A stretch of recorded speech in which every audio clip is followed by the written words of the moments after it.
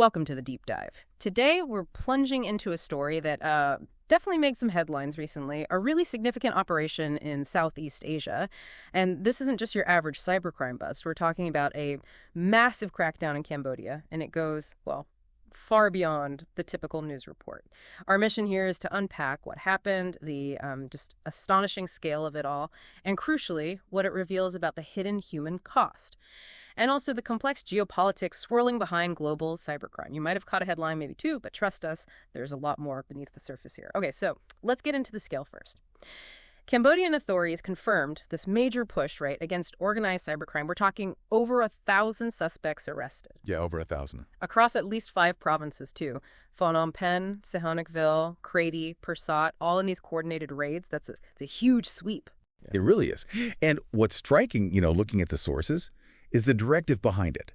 It came from the top. Prime Minister Hun Manet himself issued a decree. It mandated, and this is a direct quote, immediate action to prevent and crack down on online scams. So this signals it wasn't just routine police work. It was clearly a nationwide, simultaneous effort. And it specifically targeted these what they call scam compounds. Okay, scam compounds. Can you maybe paint a picture for us? What does that actually mean on the ground? Because the term itself sounds a bit abstract. Sure. Yeah, good question. When we talk about scam compounds or sometimes scam factories, you should picture large buildings, sometimes whole complexes, often quite fortified. They can operate almost like these self-contained little towns, Right. And inside you have hundreds, sometimes even thousands of people, often forced to live and work right there, carrying out these online frauds. They're essentially digital sweatshops under really strict control. Wow, okay. That's a much clearer and, frankly, more chilling image. And this crackdown, it wasn't just Cambodians being arrested, right? The list of nationalities is quite something. Exactly. That really jumped out. The suspects included, let's see, at least 200 Vietnamese nationals, 270 Indonesians, and get this, 45 of those were women. You had 27 Chinese, 75 Taiwanese, and others from Myanmar, Bangladesh, Thailand. So a real mix. A real mix. It just highlights how international these operations are. They're deeply networked across borders. It's a global problem playing out locally. Okay, so we have these compounds, these international networks. Right. What exactly were they doing inside? What kind of fraud?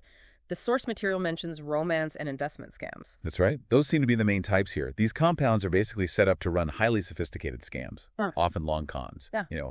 Officers seized hundreds of mobile phones, computers, lots of devices. The tools of the trade. Precisely. Not just random gadgets. They use these to create really elaborate fake identities, engage people online, sometimes for months. Building trust. Right, the long game. Exactly.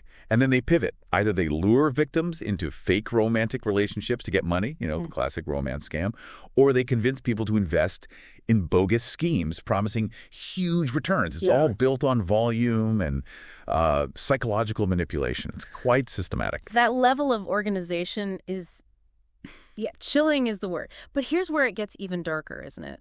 Beyond the financial crime, there's this other layer, a deeply disturbing one. Absolutely. This is where the story really takes a turn into profound human tragedy.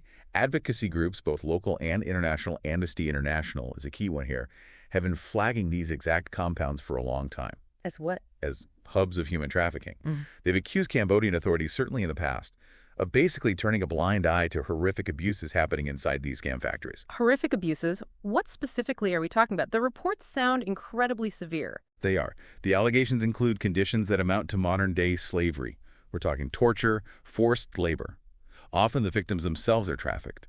They're lured there with promises of legitimate jobs, call centers, tech support, things like that. Okay. But when they arrive, they find themselves essentially imprisoned, their passports taken, forced to work defrauding others, often under the threat of violence or worse.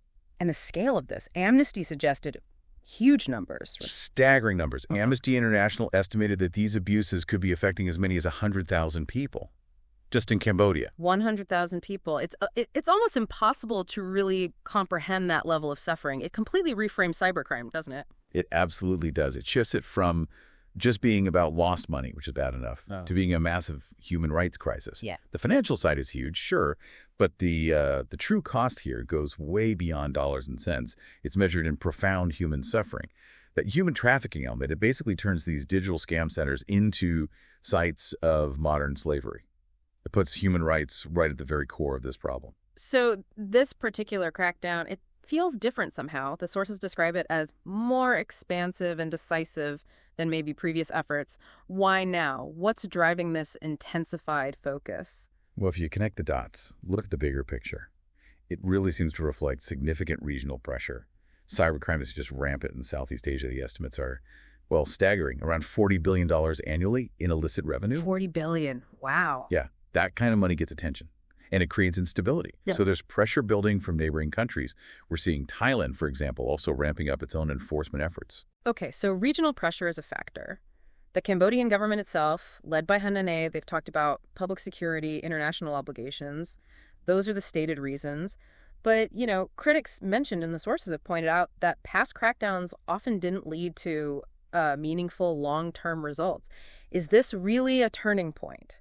Or are there other dynamics? That's the million-dollar question, isn't it? Yeah. And what's particularly interesting, I think, is the geopolitical timing. This big operation is happening while tensions between Cambodia and Thailand are actually rising over some border disputes. Ah, okay. So some analysts are looking at this and wondering, is this anti-scam campaign also serving a strategic purpose? Perhaps as a way to counterbalance those regional tensions. Show good faith, maybe. Like a diplomatic move. Potentially. Yeah. Especially when Thailand getting tougher on cybercrime, too. Yeah. It just shows how these issues, cybercrime, human rights, regional politics, they're all tangled up together in really complex ways. So wrapping up this deep dive, what's the main thing we should take away? This clearly wasn't just a simple police raid. It was incredibly complex, targeting this multinational network, but also uncovering this absolutely horrific human trafficking crisis, and maybe even playing a part in regional geopolitics. Yeah, I think what this crackdown really throws into sharp relief is how,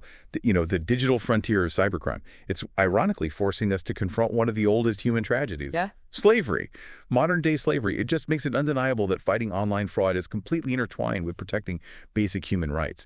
The line between economic crime and just brutal human exploitation is terrifyingly thin here. So for you, our listener, maybe the thought to leave with is this. We live in a world where digital borders seem increasingly porous, right? Cybercrime jumps across them easily. But the physical suffering, the human cost, that remains incredibly real, incredibly localized in places like these compounds. Given that reality, what kind of international cooperation, what kind of radical new approaches might be needed to actually tackle both cybercrime and human trafficking effectively at the same time? What would a truly global response look like? And maybe more pointedly, how far are we from actually achieving it?